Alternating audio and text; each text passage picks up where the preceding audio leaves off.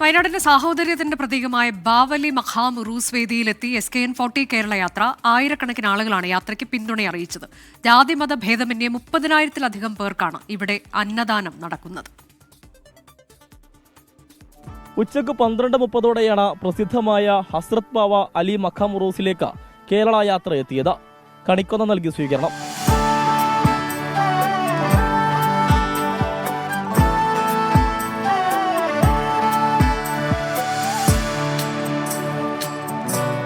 മൂന്ന് ദിവസങ്ങളിലായി നടക്കുന്ന ഉറൂസിന്റെ സമാപനമാണ് ഇന്ന്. കേരളത്തിന് പുറമെ കർണാടക, തമിഴ്നാട് എന്നിവിടങ്ങളിൽ നിന്നായി ആയിരക്കണക്കിന് ആളുകൾ നേർച്ചക്കെത്താറുണ്ട്.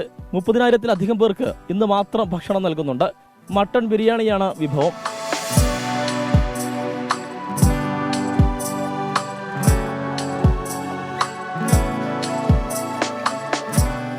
എല്ലാ വർഷവും ഇതുപോലെ 30-35 കിൻഡൽ അരിയുടെ ഭക്ഷണം തയ്യാറാക്കും. 35,000-40,000 പാക്കറ്റുകളിലാക്കിയിട്ട് ഇത് വിതരണം ചെയ്യും. ഇത് വാങ്ങിക്കുന്നതിന് വേണ്ടിയിട്ട് വിശ്വാസികൾ കർണാടകയിൽ നിന്ന് ഉൾപ്പെടെ ഇവിടെ എത്തിച്ചേരും. എല്ലാ ജാതിക്കാരും എല്ലാ മതസ്ഥരും ഒരുമിച്ച് ഒത്തൊരുമയോട് ചെയ്യുന്ന ഒരു പരിപാടിയാണ്.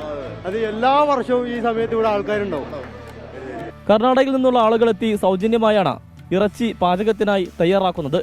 മതസൗഹാർദ്ദത്തിന്റെ പ്രതീകമാണ് മഖാം. എല്ലാ ദിവസവും ഇവിടെ നിലവിളക്ക് കൂടി കത്തിക്കും. മഖാമിലെത്തുന്ന അമുസ്ലിങ്ങൾക്ക് നിലവിളക്ക് കൊളുത്തി പ്രാർത്ഥിക്കാനാണിത്. ഇതര മതസ്ഥർ എല്ലാവരും ചേർന്നാണ് വർഷങ്ങളായി ഉറൂസ് നടത്തുന്നത്. 24 വയനാട്.